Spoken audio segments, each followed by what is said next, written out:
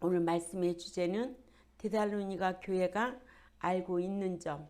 오전에는 말씀을 기억하라. 왜 기억하지 못했느냐. 그래서 데살로니가 교회가 참 좋은 교회인데 그 교인 중에 일부가 적그리스도에 대한 그 재림에 대해서 알지를 못해가지고 혼란을 일으키는. 그래서 데살로니가 지금 1장서부터 서를 배워가면서 너희가 미혹을 받지 말라는 거예요. 아멘. 예. 미혹을 받지 말아라. 예. 첫 번째로 사도 바울 당시에 적그리스도가 나타나지 못하게 막고 있다고 했습니다. 예. 사도 바울은 데살로니가에 있을 때에 데살로니가 교회에게 말해주었던 것을 다시 말해주기를, 지금은 사도 바울 이 복음을 전파할 때에는 적그리스도가 나타나지 못하도록 막고 있는 것을 너희도 안다고 했습니다. 막는 것을 적그리스도가 나타나지 못하도록 억제하고 있다는 뜻인데, 그 누가 적그리스도의 출현을 막고 있는지는 알 수 없다고 하여 여러 가지로 추측들을 하기를, 아마도 로마 정부의 황제가 맡고 있다고도 하고, 또는 네로 황제로부터, 또는 클라디우스 황제로, 또는 로마 법과 통치로, 또는 유대 국가로, 또는 어떤 악마적인 힘으로, 또는 복음으로 보려고 하지만 적그리스도가 나타나지 못하게 하고, 또한 나타나게 하시는 것은 하나님께서 주관하심으로 주관하시는 일이기 때문에 하나님의 성령님께서 막으시는 것으로 보아야 합니다. 이러므로 육안의 신별에 의해 아는 것도 아니고, 또한 경험에 보아 아는 것도 아닌 영적으로 아는 것을 아는 것이기 때문에 그렇습니다. 또한 적그리스도가 나타나기에 적당한 때를 정하시고 나타나게 하시는 분은 하나님께서 하실 일이기 때문에 그렇습니다. 하나님께서 모든 것을 통치하고 계시기 때문에, 그 모든 것은 하나님 주권에 있기 때문에 그렇습니다. 그러니까는 육안으로 보이는 것이 아니고 다 영적인 일이기 때문에 그렇다는 거예요. 이런 말씀을 여러분들이 지금은 깜깜하게 들려도 점점 들으면 이게 밝아질 때가 옵니다. 아멘. 오늘날 한국교회 공중강림에 대해서 말하면 무슨 공중강림이야. 어떤 한 일부분만 알아요. 우리는 신부다라는 건 알아요.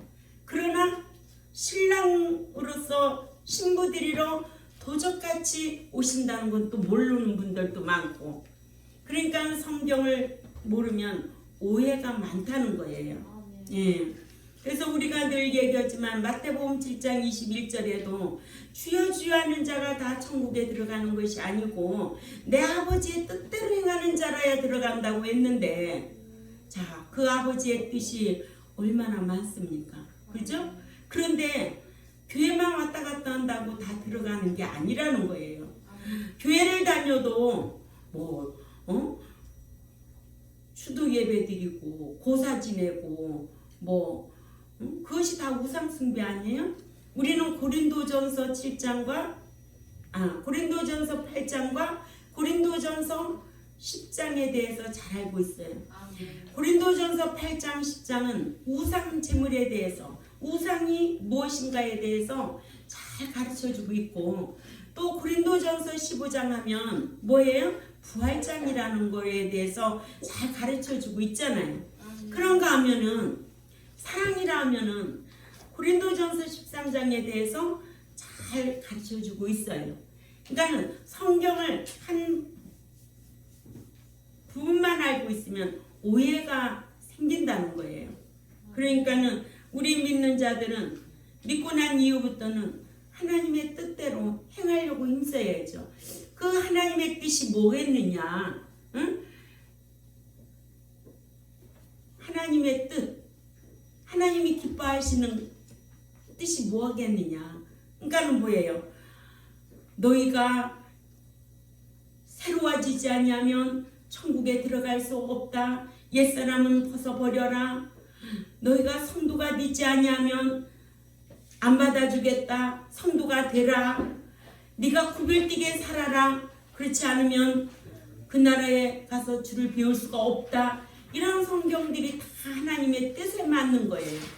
그래서 하나님의 뜻에 맞는 기도를 들어줘야 되지. 응? 무조건 부르짖는다고 다 하나님이 들어주는 게 아니라 너희는 이방인과 같이 무엇을 먹을까 입을까 그건 구하지 말라는 거예요. 어떻게 하면 그 나라와 그 일을 행할까? 하나님의 뜻이 무엇일까? 구하는 그런 지식 있는 성도들이 되어야 될 줄 압니다. 나는 구하지 말라는 것도 있고 구하라는 것도 있는 거예요. 그죠? 구하지 말라는 거는 뭐예요? 마태복음 6장에 가면은 구하지 말라는 것이 수두룩하잖아요. 무조건 기도만 하면 다 응답해 주는 줄 알아요. 아니에요. 두 번째로 적그리스도도 그 자신의 때가 되어야 나타나게 된다.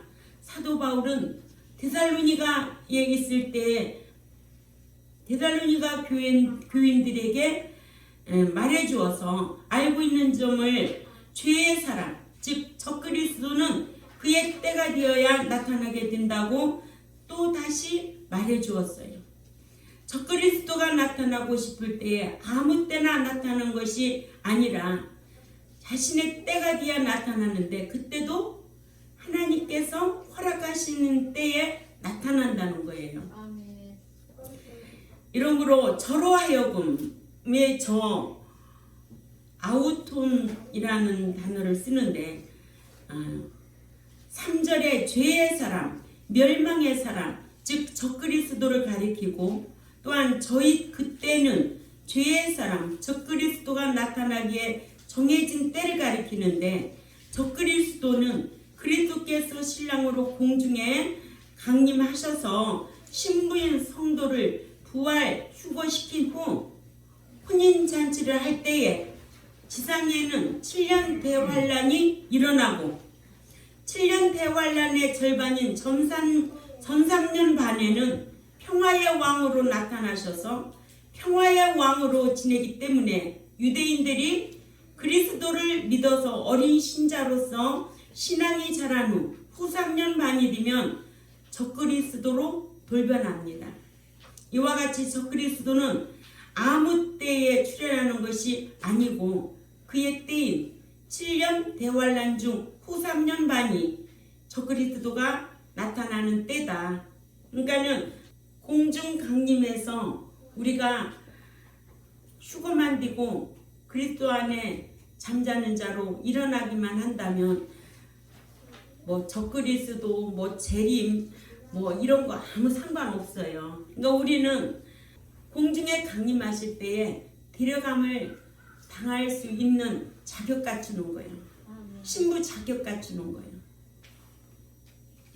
이와 같이 적그리스도는 아무 때에 출현하는 것이 아니고 그때인 7년 대환란 중 후 3년 반이 적그리스도가 나타나는 때다. 아멘. 네. 세 번째로 적그리스도의 출현을 막으시는 것은 하나님의 은총이다.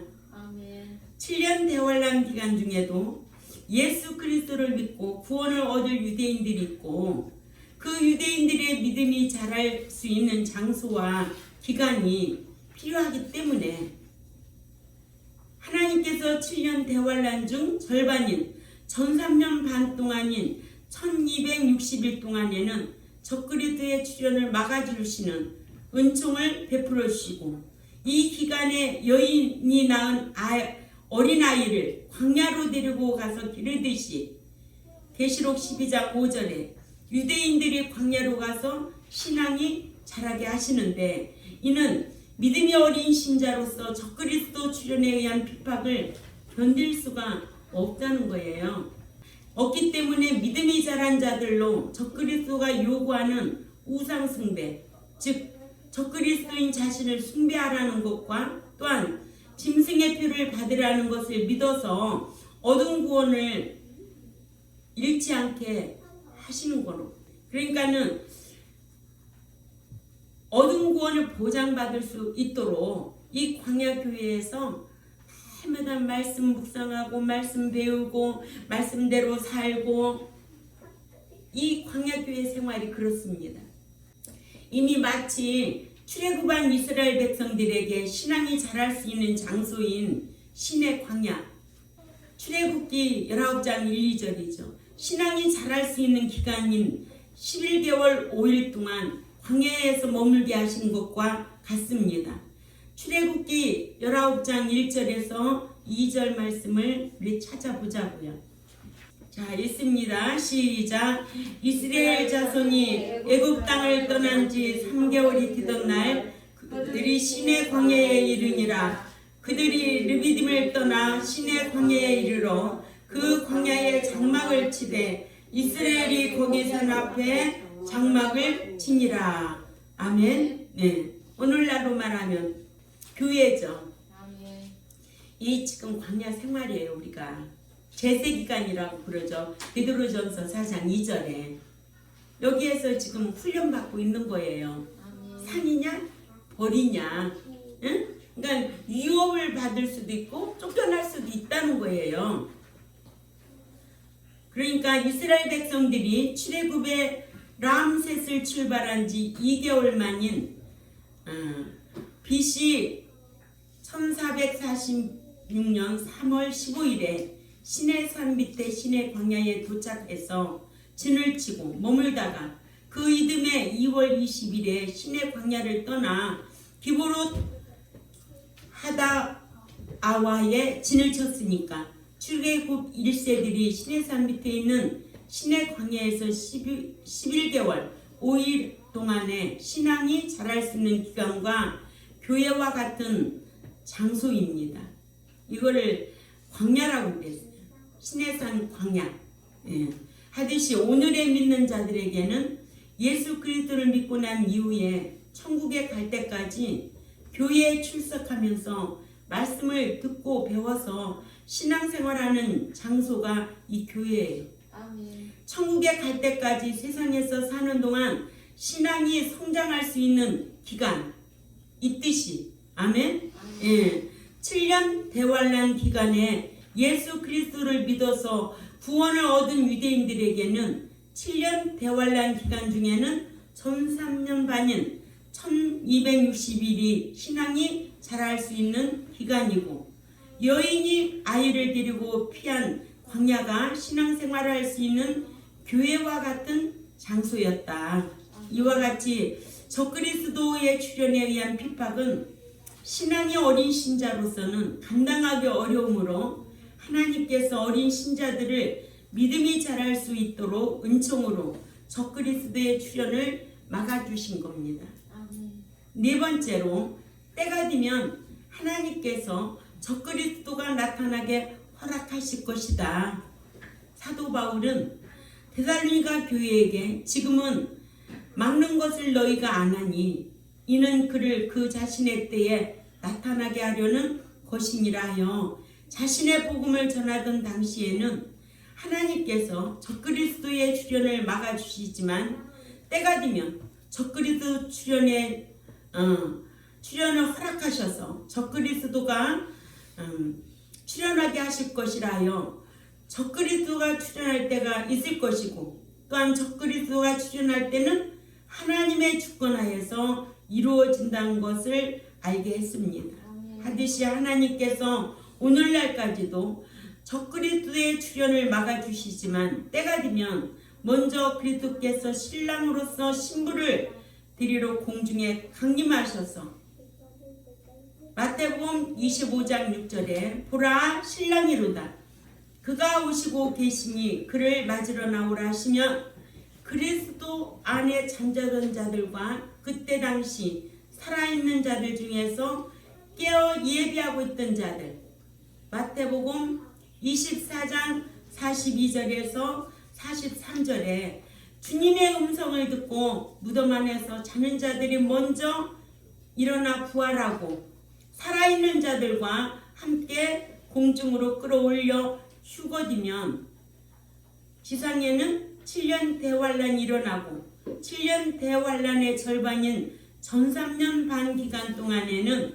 적그리스도의 출현을 막아주시기를 마태복음 24장 22절에 그 날들을 감하지 아니할 것이면 모든 육체가 구원을 얻지 못할 것이나 그러나 택하신 자들을 위하여 그 날들을 감하시리라 하신 말씀대로 적그리스도의 출현을 막아주셔서 유대인들로 구원을 얻어서 믿음이 성장할 수 있는 기간이 되게 해주셨다가 후 3년 반이 시작될 때에 정치, 경제, 종교, 문화가 하나로 된 세계 단일 정부에서 적그리스도가 출현하게 하신다는 것을 우리는 기억해야 될 줄 압니다.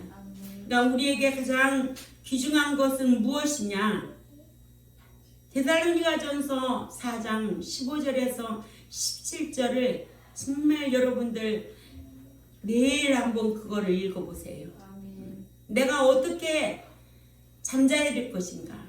어떻게 신앙생활을 해야 될 것인가? 이게 중요한 거예요. 그러니까는 주 안에 잠자는 자로 깨어있는 자로 살아드려라. 아멘. 그날에 내가 신랑이로다 그 음성을 듣고 데려감을 당할 자가 있다는 거예요. 우리가 데살로니가후서 1장 5절에 우리 배웠잖아요. 기절하고 나자빠질 자들이 있다는 거예요. 응? 기절하고 나자빠질 자들이 있다. 응? 성도에게서는 영광을 받으시고 참 이런 성경 알고 있으면 내가 기절하고 나자빠질 자가 되면 어떻게 하겠느냐고. 수십 년 동안 신앙생활 했는데 응? 뭐 열심을 낸다고 다 되는 거 아니에요. 아멘? 정확하게 성경 알고 신앙생활 하자는 거예요. 그러니까 마태복음 24장 42절에서 43절에도 응? 깨어서 예비하고 있던 자들 중요한 거 아니에요?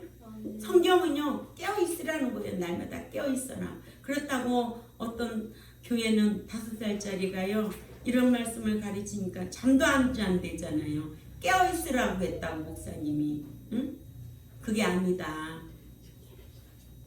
우리는 그 음성을 듣고 무덤 안에서 일어나야 되고 또 깨어있다가 휴거돼야 되고 그 이후에 지상에는 7년 대환란이 일어나고 7년 대환란의 절반인 전 3년 반 기간 동안에는 적그리스도의 출현을 막아주시기를 감해준다는 거예요. 아멘? 하신 말씀대로 적그리스도의 출현을 막아주셔서 유대인들로 구원을 얻어서 믿음이 성장할 수 있는 기간이 되게 해주셨다가 후 3년 반이 시작될 때 적그리스도가 출현하게 된다. 아멘. 예. 좀 힘들지요? 예. 이해가 잘 돼요? 예. 그러나 이런 말씀을 자꾸만 듣다 보면은 이해가 되고 더 밝아집니다. 예, 저는 날마다 여러분들한테 우리 어떻게든지 주님이 그리스도께서 신랑으로 공중에 오실 때에 데려감을 당할 자가 되자고 오로지 이것만 외치죠. 그죠? 예. 그러나 재림을 기다리지는 않아요. 재림 오면 큰일 나죠. 그죠? 예. 그러니까는 우리는 이런 말씀을 기억하면서 어찌하든지 공중강림 하실 그리스도 신랑을 맞이하려고 주 안에서 잠자고 깨어있는 자로 신앙생활 하시기를 주님의 이름으로 부탁을 드립니다. 예, 기도드리겠습니다. 하나님 아버지 감사합니다. 사도 바울이 데살로니가 교회에 대해서 가르친 대로 알고 있는 점을 오늘 또 성경을 통해서 배웠고 오전에는 사도 바울이 데살로니가 교회를 위해서 말씀을 가르쳤는데도 일부 교인들은 적그리스도의 출현을 혼란을 느끼고 그래서 혼란을 느껴서 데살로니가 교회에게 사도 바울이 하는 말이 내가 너희들을 그렇게 계속 반복적으로 가르쳤는데 왜 그거를 기억하지 못하고 그러느냐고 책망하는 것을 볼 수가 있습니다. 참 우리도 배운 말씀들을 참 다 귀담아 두고 지켜 행하려고 힘쓰는 우리 경동교회가 되기를 바랍니다. 숫자와 상관없이 꼭 천국에 들어갈 자로 상과 유업을 받을 자로 살아드리려고 힘쓰는 저희들이 되겠사오니 한 주간도 말씀 지켜 행할 때마다 진리의 성령님 인도하여 주옵소서. 감사하며 살아계신 하나님 앞에 예수님의 이름으로 기도 올려옵나이다. 아멘.